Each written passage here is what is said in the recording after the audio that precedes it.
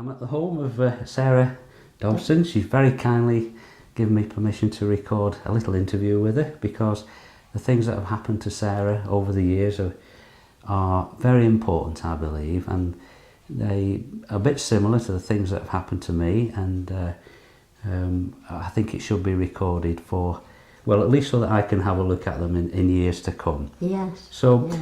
so where shall we start, Sarah? Where's the first? You ask me a question. All right. Well, let's see now. I think the first thing that I can remember happening to you was when you went on the train to work. Now, what was that? Was that 1st of January? 1970. 1970, Yes. right. And something terrible happened to you, I didn't it? trapped my hand in the train door. Yes, yeah. And You got a leather glove on, I think, hadn't you? And I had a leather coat, leather gloves. And it was cold, very cold. And I trapped my hand in the train door and I couldn't move because the train started to move. And this lady got on and said, "Why don't you sit down?" I said, "I can't, I've had an accident." So she said, she said, "Let me see." And when she saw all the blood running down my thing and running on the floor, she fainted. Anyway, she came round and she said, "I'll open." I said, "No, don't open the door." I said, "I'll fall out." So we got to Piccadilly and she took me to the station master's office and he called an ambulance and took me to Ancoats Hospital. Right, right. And it was full of people, the revellers from Albert Square the night before. Right, yes. They were all drunk and lying on the floor. It was terrible. But there were 2 policemen there. And one of them said, "Come over here, love, and sit between us, you'll feel safe." So I went and I said, "Yes." I said, "We're going to be here all day, aren't we?" So he said, "Yes." Next minute the nurse comes out, "Mrs. Sarah Dobson," in front of all of them. That was lucky. So the policeman said, what have you got that we haven't got?" So I went in and I saw this doctor. He was tall, he was black, he was like a Greek god.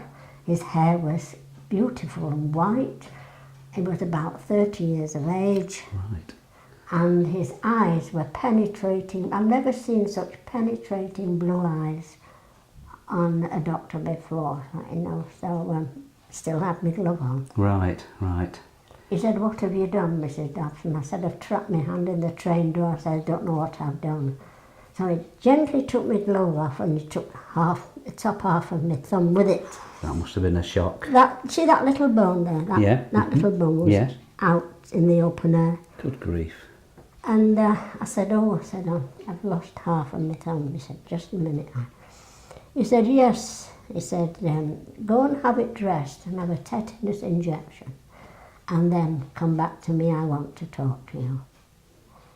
So that happened and I went back and he said, "Now sit down, Mrs. Dobson, I want to talk to you." He said, "Tell me," he said, "what day is it?" So I said, "It's the 1st of January 1970. I said, "It's New Year's Day. You know, everybody should be happy." But he said, "Yes." He said, "Also, in the Jewish faith, Mrs. Dobson, it is circumcision day and you have been circumcised by God." I absolutely aghast at what he said. And I said to him, "How can this be, seeing that I'm not a man?" "Oh, yes," he said. He said, "You have been called by God." He said, "And God has circumcised you and you are part of the rest of them." Right, and this was circumcision of the heart. Yeah. Because I think if I remember right, you said that up to that point money had been quite important to you, and this is why you'd gone in to open the. Didn't you have a kiosk? I had a little kiosk, yeah. And it was a kind of a moment that changed your life, really. Yes. Your attitude towards things. Yes, because I said, "Well, what must I do now?" He said, "You must wait for God. He will tell you what to do." So I said, "Oh, all right then." Very strange thing for a doctor to say. Yeah. He said, "Well, you must give up your business." Really? Now, how did he know I had a business? I never told him that. Strange. So he seemed to know all about me, you know. He said, now, he said, what I've just told you, you've been circumcised, he said, you will find in St. Paul's epistle to the Romans, chapter 2, Yeah. and the last 2 verses, it says, you are not a Jew if you have been circumcised in the flesh, but you are a Jew if you have been circumcised in the spirit by God, not made with hands. Right. He said, what I want you to do now, Mrs. Dobson, he says, when you go home, look that up in the Bible, and then go round to your church, he knew I went to church, and show yourself to the priest. Now, Jesus said that to people that he healed, Right. Right. didn't he? As a kind of a proof. Yes, kind go of and thing. show yourself. So I said, he said the same thing, so I said yes. So So he gave you some tablets, didn't he? 2 tablets. He said, if it starts throbbing, take the tablets. And I never thought to ask his name, and I was too afraid to ask his name. Yes, he must have been quite an awesome, So imposing I thought, figure. where does this doctor come from, you know? Yeah. So, But the main thing was, he told you about your thumb, didn't yes. He said, your right hand thumb is the top half is the will of God, and the bottom half is the judgment of God. That happens on every human body. he? Crikey. He said, God has taken the will, his will. Right. It is the will of God that you should be circumcised, you should shed blood for him. Right. And he said, and the bottom half is the judgment of God, which will come later. Right. He said that happens to every human, that's a thumb on every human being, you see, Right, the will and right, judgment of God. right. But He said, but I guess you thought that was the end of the top of your thumb at yes, that point. yes. So he said, don't worry too much about it. He said, you will have a new thumb by the end of June. So I said, a new thumb? He said, yes. He said, now go round and take your Bible to the priest and explain everything to him. He will understand. He was an old priest, you Right, know, yes. Reverend Nelson here, Yes. he knew. Right. He'd been through 2 world wars. He Right. said, he will understand. He seemed to know him. Oh, really? Really? And so by the end of the summer, your thumb was okay again, wasn't Yes, yes, it's wider than the other one. Yeah. Slightly wider there. it? Yeah. But that's where it took it out. And then my first finger got trapped as well. So Oh, right. Right. that one nearly got taken off, but that's swollen compared to that one. So, okay, so he said, now then, Mrs. Dobson, he said, this is going to be a very memorable year for you, one that you will never, never forget. This was 1970. 70. Yeah. He said, so, he said, take your tablets if you feel. He said, but everything will be all right. He said, you'll have a new thumb by the end of you. So he took his white coat off, put on a long black coat, It's very strange. and picked up his briefcase Yeah. and put his arm around my shoulder. He said, I wish you well. Yeah. And he went out, he never saw anybody else. He went out to the hospital. And the waiting room was full, The waiting room was still full. but he only saw you.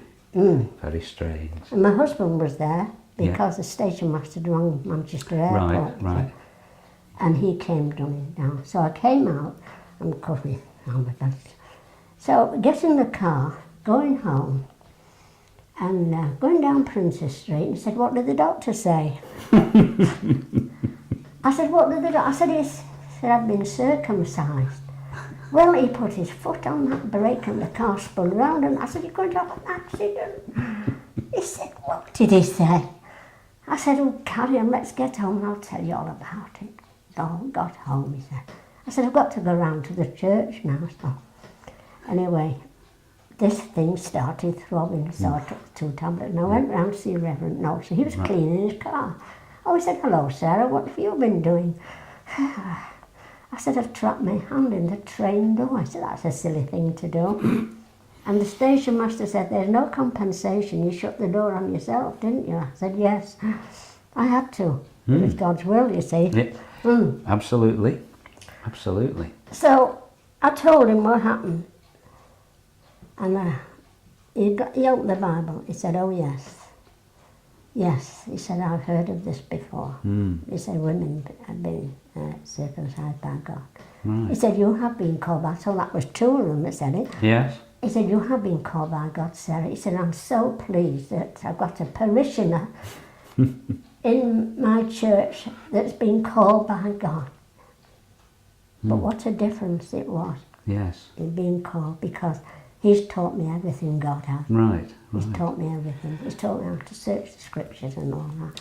Now then, can I just ask you now, would it be later in that year, you've actually seen I've craft seen- over the house, haven't you? Yes, I've been contacted by them, yes. And so would this be, what, in 1970 or around Still about? still in 1970, 24th of June 19... Oh no, my spirit was taken out of my body on the 24th of June 1970. I thought, Right, tell me about that, because that was very interesting. I'd gone to bed and I took my cup of tea with me, it's like an all-night coffee in there. Yeah. And I had a sip of tea and I lay down and I thought, oh, I tried to remember a psalm in the Bible and I couldn't. So I got up, opened the Bible, and suddenly the Bible fell from me, fell back in bed, my eyes shut, and I started moving in the bed. Bill was next to me, fast asleep. When you say you started moving in the bed, what do you mean? My spirit was moving out of my body. Ah, right. And you come out below, like being born, and you come back through the top of your head to Right. complete the circle. Right. And I came out, and I rose up above the bed, up to the ceiling. Right. And I looked down and I saw myself in bed. I'd gone grey. I thought, oh God, I've died, you know. And Bill was next to me, or he was pink and breathing, Right. and I wasn't. I thought, oh, Father, I've died. And I've never said goodbye to Bill. Next minute, whoosh, you travel in thought. Right. Right. Scientists don't know this. No. They'll never know it. They think they know everything, but they know nothing, Robert. Right. Absolutely nothing. Absolutely You agree. travel in thought. You don't remember the journey, you just arrive there. Yeah. And I arrived there in this beautiful golden light. And I thought, well, where am I? You know, you take your thoughts with you because they're spiritual. Yes. I thought, where am I? You know, and I'm sort of floating around. And next minute, oh, up here, the right-hand side, there was a little cross, like two fluorescent tubes together. You know, like that. Uh-huh. Yeah. I thought, I've never seen a cross like that before. Next minute, it was right in front of me. Right. And it turned to black. A huge black cross in front of me. I thought, oh, I have died and I'm going to be judged for my sins. So I tried to go underneath the cross, over the cross. No. I was pinned right in front of it, and out of the centre of the cross Yes. came this beam, like a laser beam, like straight into my forehead, like that. Which my forehead wasn't there. No, no. I had no, it was my spiritual body. Right. And I'm like this, swaying, trying to get rid of it. Anyway, it stopped. And the cross moved back. And it changed into a glorious light. It was like the setting sun. It was like a huge diamond with millions of facets. And each facet was pulsating in its own colour spectrum. Wow. And I was like a flea in front of an elephant. Yes. It was so huge. I thought, oh, this must be life. And I'm dead. I thought, that's funny. And out of this huge light came 6 long rays, Right. each pulsating in its own spectrum. I said, oh, it's a star now. And then 6 more rays came out, shorter, but still pulsating in its own colour spectrum. And the whole thing just went boom, boom, boom. That was Jesus as the light of the world. And in